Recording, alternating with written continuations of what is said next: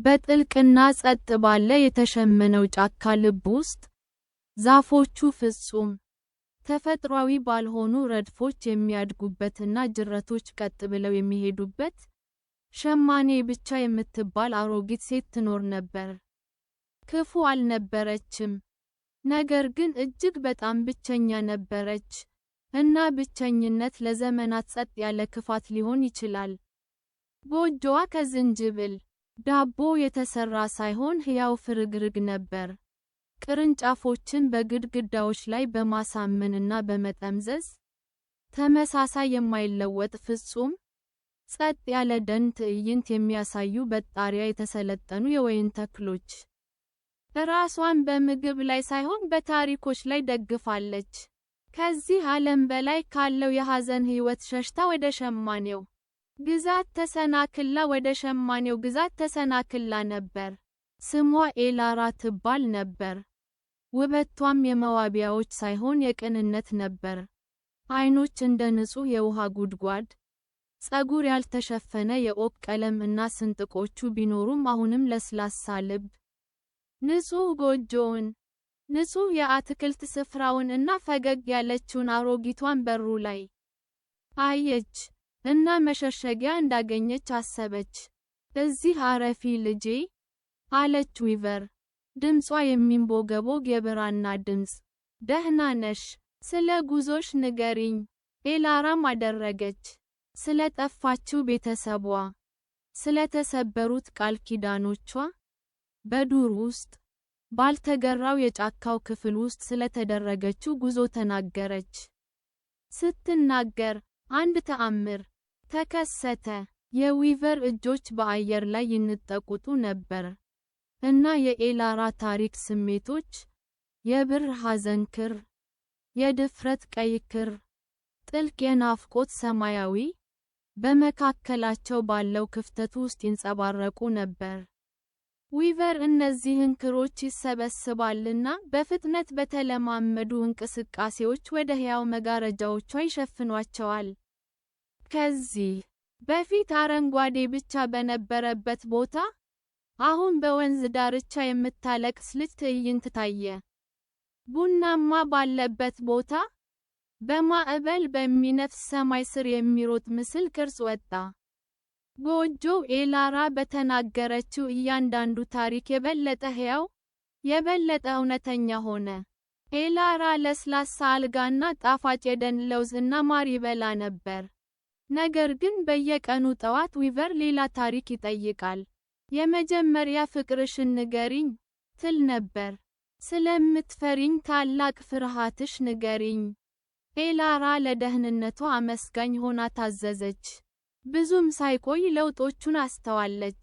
ውጭ ያለው ጫካ እየቀረበ መጣ። ንጹሕ መንገዶች መለዋወጥ ጀመሩ። የራሷን ተረቶች መልክዓ ምድሮች ፈጠሩ። ከእጽዋት የአትክልት ስፍራው የነበረበት የማምለጫ ታሪክ ድንጋያማ ማለፊያ ታየ። ከሐዘኗ የተነሳው አሳዛኝ ወንዝ አሁን ከመስኮቷ ውጭ አጉረመረመ። ዊቨር ታሪኮቿን መሰብሰብ ብቻ አልነበረም፣ በዙሪያቸው ያለውን ጫካ ወደ ኤላራ ታሪክ እየሸመነች ነበር። ይህም ኤላራን በራሷ ትዝታዎች ውስጥ ማዕከላዊ፣ የተጠመደች ገጸ ባህሪ አድርጓታል። ኤላራ ለመሄድ ስትሞክር እውነተኛው አስፈሪ ነገር ታየ። ያመጣላት መንገድ በወፍራም እና እንከን በሌለው እሾሃማ ብሩሽ ግድግዳ ተጠናቀቀ። ይህም በልጅነቷ ለመጀመሪያ ጊዜ እንደተተወች የተሰማትን ቅጽበት በዝርዝር ያሳያል። ዊቨር የኤላራን ያለፈ ታሪክ ተጠቅሞ ጎጆዋን ለመገንባት ተጠቅሞበታል። ውዴ፣ ለምን መሄድ ትፈልጊያለሽ? ዊቨር ጠየቀች። ዓይኖቿ በዙሪያቸው ያሉትን የተሸመኑ ትዕይንቶች እያንጸባረቁ። እነሆ፣ ታሪክሽ ውብ ነው። ደህንነቱ የተጠበቀ ነው። እኔ ካልፈለግኩ በስተቀር ፈጽሞ አይለወጥም። በዚያ ምሽት፣ ኤላራ ተስፋ የቆረጠች ዕቅድ አወጣች። ያለፈውን ታሪክ አትናገርም፣ የወደፊቱን ታሪክ ትፈጥር ነበር። በማግስቱ ጠዋት፣ ሸማኔው ታሪኳን ሲጠይቃት፣ ኤላራ ጀመረች።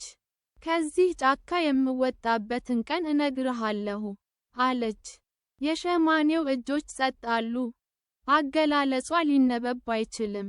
ኤላራ አይኖቿን ጨፍና ከትስታ ሳይሆን ከንጹህ ሐሳብ ተናገረች።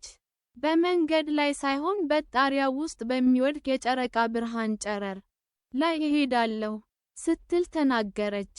ስትናገር የጨረቃ ብርሃን የብር ክር በሸማኔው እጅ ላይ ሲወጣ አየች። በማየት ሳይሆን በደረቅ ምድር ላይ ባለው የዝናብ ሽታ፣ እዚህ ገና ያልሸተኝ ሽታ እመርጣለሁ። ቀዝቃዛና ግራጫ ክር ወደ ህልውና ተለወጠ።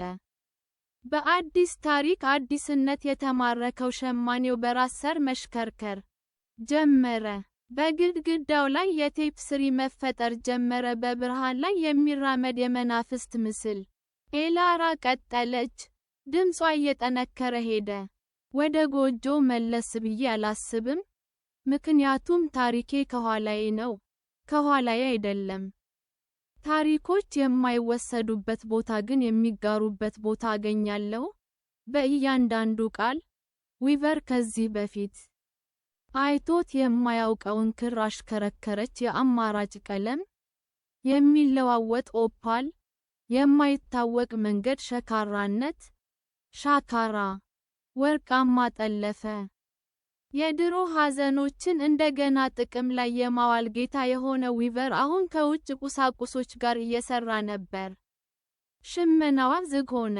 አዲሱ ቴፕ ስሪ እንግዳ ብርሃን ፈነጠቀ።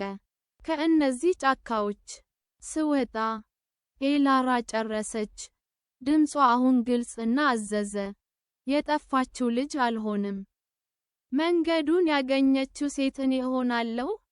ዞር ብላ ወደ ጎጆ የተሸመነ በር ሄደች። ዊቨሮ አቁም፣ ታሪኩ አልተጠናቀቀም ብሎ ጮኸ። ለእኔ ነው አለች ኤላራ። እጇን በበሩ ላይ አደረገች። እሱም አሁን የአዲሱ ግማሽ ፍጻሜ አካል ሆነ። ተፈቺውን የወደፊት ዕጣ ፈንታ ሸፍኗል። ትዝታውን ከማሳየት ይልቅ የሚያብረቀርቅ ጭጋግ በር አሳይቷል። ገፋችው። የጥልፍልፍ ሥራው አልተሰበረም፣ አልተሸመነም። የጨረቃ ብርሃን፣ የዝናብ ሽታና የኦፓል ዕድል ክሮች ከፊቷ ተከፈቱ። ጠንካራውን ግድግዳ ወደ ብርሃንና ምልክት ወደሚሰጥ መንገድ ቀለጠ። የሐዘን እንደገና ጥቅም ላይ የዋለ ያለፈው ደን ከኋላዋ ወደቀ። ምስሎቹ እየደበዘዙና እየጠፉ ሄዱ። ኤላራ አልሮጠችም። በራሷ የጨረቃ ብርሃን ጨረር ላይ የሚመጣውን ዝናብ ሽታ እየተከታተለች በቋሚ መንገድ ተጓዘች። ወደ ኋላ አልተመለከተችም።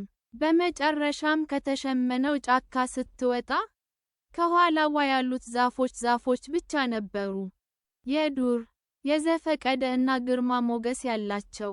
ዊቨር በጎጆዋ ውስጥ በእጆቿ ውስጥ ያሉትን የሚያብረቀርቁ ክሮችና በግድግዳዋ ላይ ያለውን ያልተጠናቀቀውን የጨርቅ ማስቀመጫ ተመለከተች። ለዘመናት ለመጀመሪያ ጊዜ ማለቂያ የሌለው ታሪክ ነበራት። እና መጨረሻው መሆን በነበረበት ባዶ ቦታ፣ እንግዳ፣ ያልተለመደ ህመም ተሰማት። ብቸኝነት አልነበረም። አዲስ ታሪክ ዘር ነበር። እሷ ለራሷ ማሰብ ያለባት። ኤላራ ያመለጠችው አስማትን በመዋጋት ሳይሆን፣ ሸማኔው ሊይዘው የማይችለው በጣም አዲስ፣ ወደፊት የሚገፋ ተስፋ የተሞላ ታሪክ በማቅረብ ነው። አንዳንድ ጠንቋዮች በከረሜላ ቤቶች ውስጥ እንደማይኖሩ፣ ነገር ግን በማስታወሻ እስር ቤቶች ውስጥ እንደሚኖሩ እና ያለፈውን ለማፍረስ የሚያስችል ጠንካራ ድግምት ብቻ መሆኑን ተምራ ነበር። ይህም ለራስህ የምትታልመው የወደፊት ዕጣ ፈንታ ነው።